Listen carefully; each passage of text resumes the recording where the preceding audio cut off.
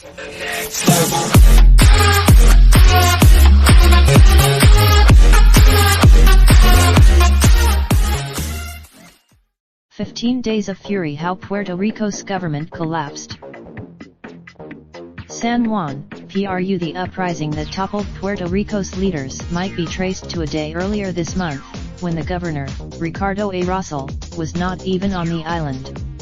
He was on vacation. The political legacy that he and his father, a former governor, had built, began to show the first signs of crumbling a few days into the trip, when two top former members of his administration were indicted on federal corruption charges.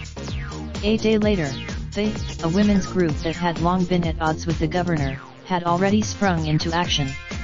"When Mr. Russell, we went to the airport so that he would see the country that he was coming back to," said Shariana Ferrer, one of the organizers. This wasn't just in an extraordinary turn of events. Some of the same people who had been privately denigrated by Mr. Russell and his confidants, journalists, feminists, musical performers, and LGBT organizers, turned the tables on the governor. Capitalizing on Mr. Russell, a 40-year-old MIT-educated engineer and scion of a political dynasty, announced on Wednesday that he would step down. Left virtually alone after the departure of many of his top aides and officials. "My mandate is over." His dramatic ouster, and the furious rejection of the corruption that Puerto Ricans perceive as deeply rooted in their government, shook the island to its core and challenged a long-entrenched political system. All the more remarkable, nobody can claim credit for this moment, because there are no leaders in this movement. This is an organic, a crisis develops. In many ways, the turbulent events that caused the governor to resign had their beginnings in late June. That is when we cannot allow people in the government who are not loyal to the governor or the central administration, Eric Roll-N, Mr. Russell's deputy chief of staff, told reporters. Mr. Maldonado's son, Ral Maldonado Neves, took to Facebook to denounce Mr. Russell as corrupt.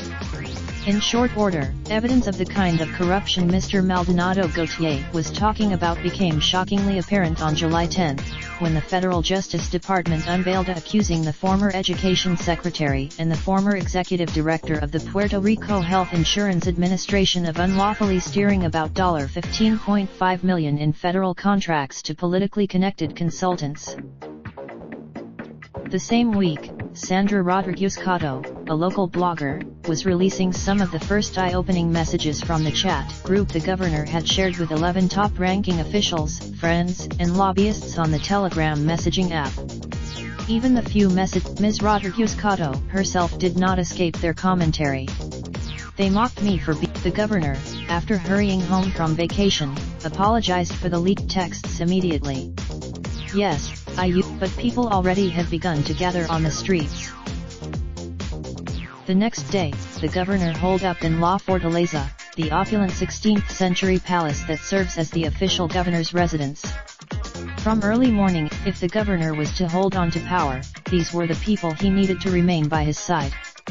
But many of them internally, all members were really concerned that this might drag down the whole party on the island, said a person who was at the 5-hour meeting with members of the Legislative Assembly, who spoke on the condition of anonymity in order to discuss the private conversations. Everyone was slamming. One of the mayors, Marai Melendez of Ponce, left in a huff. She said she felt, "I was indignant," Ms. Melendez said in an interview. Still, Mr. Russell's inner circle remained defiant. His chief of staff, "I think that whoever has the chat should make it public," he said. "Let everything that with Puerto Rico's Center for Investigative Journalism, a group of reporters that had started up 11 years ago with crowdfunding and donations from various foundations, managed to get a copy of a full 2 months of the chat, 889 pages of it. The reporters divvied up the pages and read through the trove.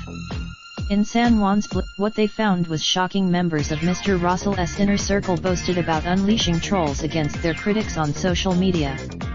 They exchanged one. There's no other way to describe it. It was an atomic bomb. Benjam Torres Gate, a prominent Puerto Rican journalist, of the scoop published by his competitors.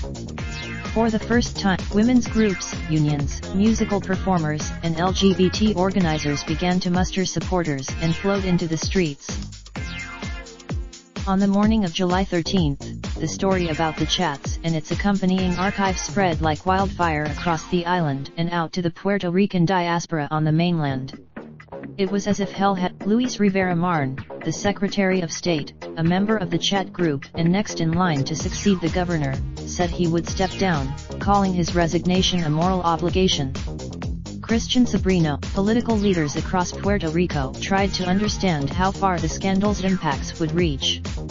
Luis G. Mr. Fortune ±0 reached out in a text message to one of the men in the chat group, writing, "I can't believe this is happening. I am sorry for you." Another member of the chat group called Mr. Fortune ±0 that weekend and asked him for advice about what to do. "I told him the test was if you could look your mother and father in the eye and explain this was alright," Mr. Fortune ±0 recalled. "If not, I got dead silence when I said that," Mr. Fortune ±0 said. The fall. Despite the turmoil, Mr. Russell vowed to remain in power that first weekend, but at the same time, activists on the streets were digging in, organizing one protest after another in front of Mr. Russell's residence. They described after several clashes between police officers and protesters. For example, Nicole Curet, 32, a feminist activist, became interested in hosting an event at La Fortaleza focused on constitutional rights. On Monday, word of the event also spread through social media and messaging services like WhatsApp, where people had been circulating calendars of the protests, and activists from other groups offered to join in. One person, I don't even know his name, he contacted me and was like, "I have the audio equipment, I just need a place to plug it." Then people from by Tuesday night, Ms. Curet was standing outside the governor's residence reading the Puerto Rico Constitution to hundreds of cheering protesters. Alejandro said the people who organized the protests were not all Mr. Russell's traditional political opponents. Groups advocating, including the pop artist Ricky Martin, the rapper Residente, his sister Isle, and the Latin trap artist Bad Bunny, flew in to join the protests. The latter three Mr. Russell held two lengthy news conferences, but each time he tried to contain the political damage, there were more calls from the street for his resignation. A considerable number of cabinet members were on the verge of resigning, said a former administration official who heard from them about their concerns. A week into the scandal, agency heads and other high-ranking employees found themselves unable to reach the governor's office for feedback on policy initiatives and other work while Mr. Russell and his aides were hunkered down at La Fortaleza. On Monday, as hundreds of thousands of people poured into the streets and shut down a major highway in San Juan, Mr. Russell gave an interview to Fox News' Shepard Smith. It was a humiliating. The governor's wife visited a women's shelter, apparently trying to spread goodwill among women's activists, only for the shelter directors to ask her to take down the photographs she had posted of the visit on Facebook.